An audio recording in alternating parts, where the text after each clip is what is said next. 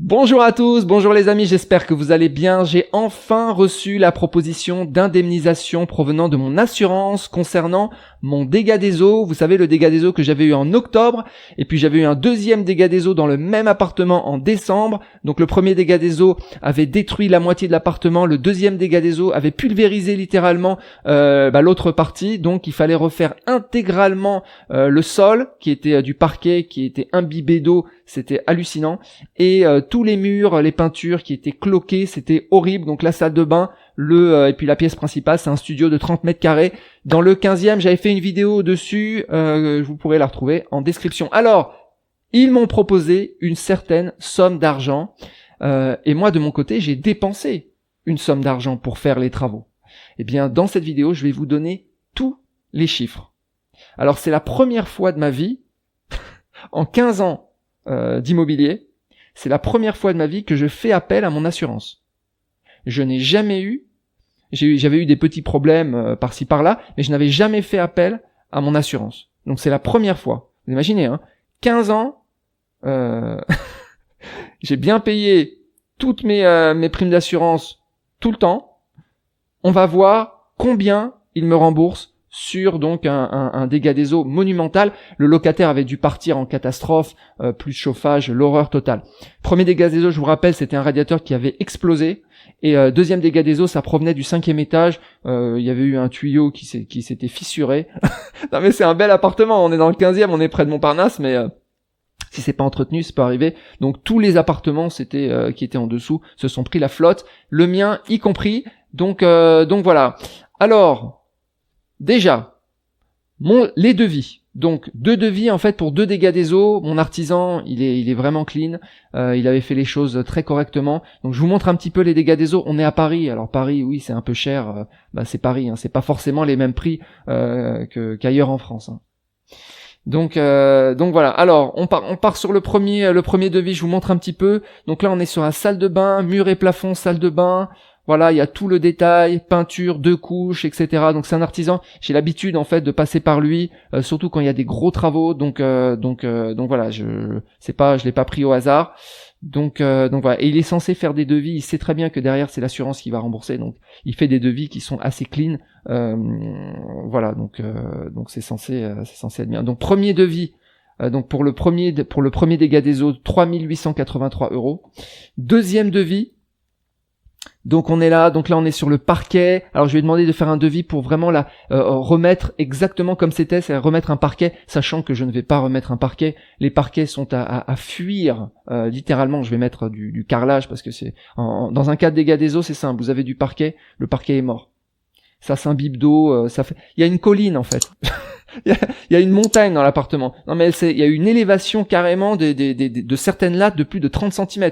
C'est hallucinant. Donc voilà, donc quand c'est imbibé d'eau, oubliez les jolis parquets, ça ne fonctionne pas, c'est pas résistant. Donc voilà, fourniture et pose d'un parquet similaire. Au final, on en a pour 5 423 €. La réalité, c'est que j'en ai pour un peu plus parce que j'ai mis du carrelage qui est du bon et du beau carrelage. Mais au final, voilà. Donc là, on est sur vraiment remise aux normes comme c'était avant. Donc 5 423 plus 3883, allez, ça va taper dans les 9002. Donc ça, c'est les montants réels que j'ai dû payer. En réalité, c'est plus que ça, mais c'est le montant, c'est avec les devis réels. Il y a rien de trafiqué. Il est en train de faire les travaux et on est à la moitié des travaux déjà. J'ai déjà avancé les sommes, ça avance super bien. Ça va se terminer normalement mi-mars, fin mars. Donc voilà. Donc normalement tout se passe bien. Et là, je reçois seulement maintenant la proposition d'indemnisation donc de mon assurance. Sachant que j'ai dû appeler, faut donner un ordre d'idée, j'ai dû envoyer 25 messages et j'ai dû appeler 50 fois. Voilà, à mon avis, ça on m'a dit c'est normal, il faut que sinon si tu rappelles pas, il se passe rien. Donc là c'est bon, ils m'ont envoyé la proposition officielle. Alors moi j'appelle ça proposition, mais je sais pas si je vais pouvoir négocier. Je sais pas s'il y a un moment où on discute, je sais pas exactement comment ça se passe. Je vous montre un petit peu. Alors faut pas perdre de vue une chose, c'est que là les 9002, faut rajouter en fait minimum 3 mois de loyer, de coût d'opportunité puisque le locataire est parti. Donc il est parti fin décembre, donc on est là janvier, février, mars, donc avril, faut rajouter 3-4 mois avec un loyer à 1000 €, donc on est sur du 3000. Alors voilà. Donc on est à 9002 plus 3000 minimum. Donc on est à 12000.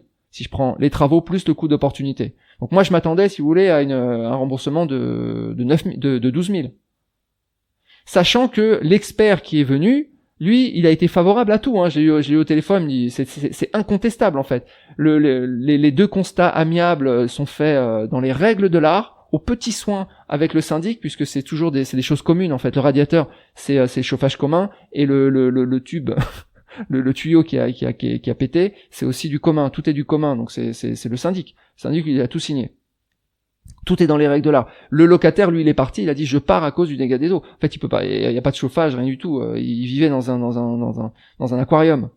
Donc il y avait pas photo. En plus, je suis resté vraiment ami avec l'ancien locataire. C'est une perle, hein, parce que vous imaginez les conflits qui peuvent résulter de ce genre de problème. Alors combien il me propose? Allez, je vous le mets en grand. Voilà. 6323.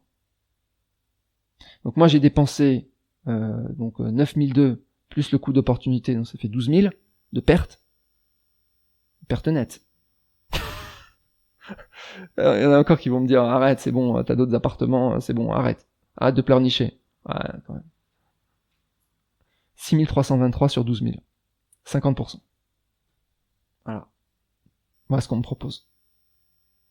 Alors le détail, 1000 euros dommages et embellissements. Bon, je sais pas. Partie immobilière privative, 3600. Bon. Déblai, 748. Je sais pas comment ils évaluent, les gars. Dommage, embellissement. Je comprends pas les embellissements. Il y a pas d'embellissement. L'appartement a été détruit, il est pulvérisé. Il y a rien de, c'est pas des tableaux de maître qui ont été endommagés, hein. Pas des tableaux de Picasso, hein. C'est juste des murs blancs et un sol. Alors le pire, en fait, alors moi, pour vous dire, en fait, moi je m'attendais à rien, hein, je m'attendais à zéro, hein, parce que pour moi les assurances, je fais jamais appel aux assurances, je connais un peu leur petit manège. Si tu veux, dans mon fort intérieur, une assurance c'est là pour ne pas te rembourser. Donc pour moi, j'attendais juste qu'ils me disent désolé mon gars, t'avais pas signé le bon contrat d'assurance, ou pour X ou Y raison, t'as pas lu dans les petites lignes du contrat, du machin, du bidule, donc c'est zéro pour toi. Je m'attendais à ça, hein, pour moi. Donc là, en fait, quand ils m'ont dit, en fait, on va t'indemniser, je peux vous dire que j'étais plutôt content. J'étais là, waouh. En fait, j'ai payé toutes ces années pour quelque chose. J'étais surpris, positivement surpris. Et je suis toujours positivement surpris. Après, j'ai regardé dans les détails parce que je me suis dit, bon, ok, il m'indemnise, et pourquoi il me rembourse pas mes 12 000? Et j'ai regardé, bon là, en fait, c'est un peu discutable, je reviendrai là-dessus un peu plus tard peut-être. Mais par contre, sur le loyer, en fait, eux, ils ont pris le loyer hors charge, donc 900 euros hors charge plus 100 euros de charge. Ok, bon, pourquoi pas. Mais ils ont pris 1 mois de loyer. Mais c'est impossible de faire des travaux en 1 mois. C'est impossible, puisque la durée du séchage, c'est minimum entre 2 mois et 6 mois pour sécher. Ceux qui ont eu des dégâts des eaux, vous le savez. Je veux dire, on peut pas. Les murs, ils sont imbibés d'eau, donc on peut pas refaire la peinture tant que c'est imbibé d'eau. Donc il faut attendre, en fait. Il faut attendre que ça sèche. Donc c'est pas possible. Donc là, et tant qu'on peut pas faire les travaux, il peut pas y avoir de locataire. Donc c'est minimum 3 mois, 4 mois qu'ils auraient dû mettre ça. C'est vraiment. Donc j'ai un peu contesté là-dessus, gentiment. Je leur ai dit bon, on va voir ce qu'ils disent. Je referai une vidéo si d'ailleurs ils changent cette valeur. Je sais pas si on a le droit de discuter, de négocier un petit peu, parce que c'est vrai que 1 mois, ça me paraît vraiment un peu faible en fait. Enfin, objectivement, ça peut pas être 1 mois. J'ai eu un dégât des eaux ici à Singapour. Ils ont refait la peinture après 3 mois de séchage. Ça y est, au bout de 3 jours après la peinture, il y a des cloques. Pourquoi? Parce que c'était encore humide. C'est toujours pareil, hein. De toute façon, j'ai eu des dégâts des eaux un peu partout. À Londres, j'ai eu des dégâts des eaux, c'est pareil. Il faut attendre, en fait, des mois et des mois. Sinon, il y a plus qu'à refaire. Voilà, donc les amis, 50%. Et ils sont prêts à me verser tout de suite 3200 euros. Alors c'est alléchant, hein, ça donne envie d'accepter, hein, dire oui, ok, vas-y, verse-moi.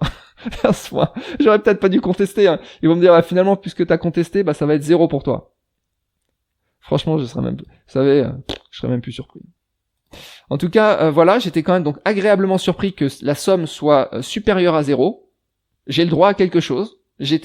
Ça fonctionne. ça fonctionne.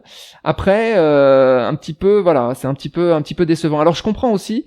Pour moi, ils auraient pu justifier aussi d'une autre manière, c'est-à-dire que c'est vrai que le sol, lui, il n'était pas neuf. Donc ils auraient pu me dire, voilà, ton sol, tu vas remettre un sol neuf, alors que t'avais pas un sol neuf. Donc ils prennent en compte la dépréciation. S'ils me l'avaient présenté comme ça, honnêtement, je comprends. Après, eux, les murs, je venais de les refaire, donc ils étaient neufs. Par contre, j'avais pas la facture. Donc ça, effectivement, mais j'avais les preuves que c'était neuf avec inventaire du mobilier et compagnie, état des lieux. Donc, mais voilà, s'il le prenait sous cet angle de la dépréciation, je comprends. C'est-à-dire, je vais avoir un appartement neuf alors qu'il l'était pas. C'est vrai. Par contre, la perte de loyer, là, ça c'est un peu plus de mal à passer. C'est ici. C'est ici, là, j'arrive pas à l'avaler. Voilà, donc j'aurais demandé, on va voir on va voir ce qu'ils me disent. Alors, je me suis dit aussi, et si j'ai d'autres dégâts des eaux dans le futur?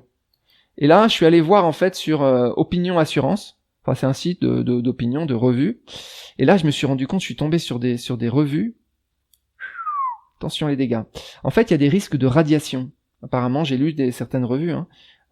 Donc lui, par exemple, j'ai vu, il a eu quelques dégâts des eaux, sinistres, radiés. Courrier de résiliation au motif trop de sinistres. Lui aussi, après 35 ans de cotisation, hein, il reçoit un courrier de radiation pour 2 dégâts des eaux.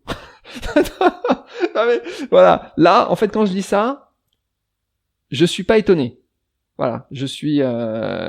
Pour moi, c'est ça, c'est un peu comme ça que fonctionnent toutes les assurances. C'est-à-dire, tant qu'il y a rien à rembourser, c'est bon. Puis dès qu'il y a quelque chose à rembourser, c'est silence radio. Pour moi, mais pas que pour les assurances habitation, hein, pour toutes les assurances. Donc là, je retrouve un petit peu les radiations. Donc moi, j'ai un risque, si jamais j'ai un ou deux autres dégâts des eaux, j'ai un risque de radiation. Alors dites-moi en commentaire si vous avez, si vous êtes satisfait de votre assureur. Donc moi, c'est la Matmut. Dites-moi si vous avez des retours positifs ou des retours négatifs, n'hésitez pas. Et puis dites-moi si vous avez vécu des radiations. Ça m'intéresse beaucoup ces histoires d'assureurs parce qu'il y a des immeubles en fait qui sont assez mal gérés. Et c'est vrai qu'il y a des dégâts des eaux en cascade en fait. Donc qu'est-ce qu'on fait dans ce cas-là? C'est pas évident. Voilà les amis, écoutez, je vous souhaite une excellente journée et puis je vous dis à bientôt. Ciao.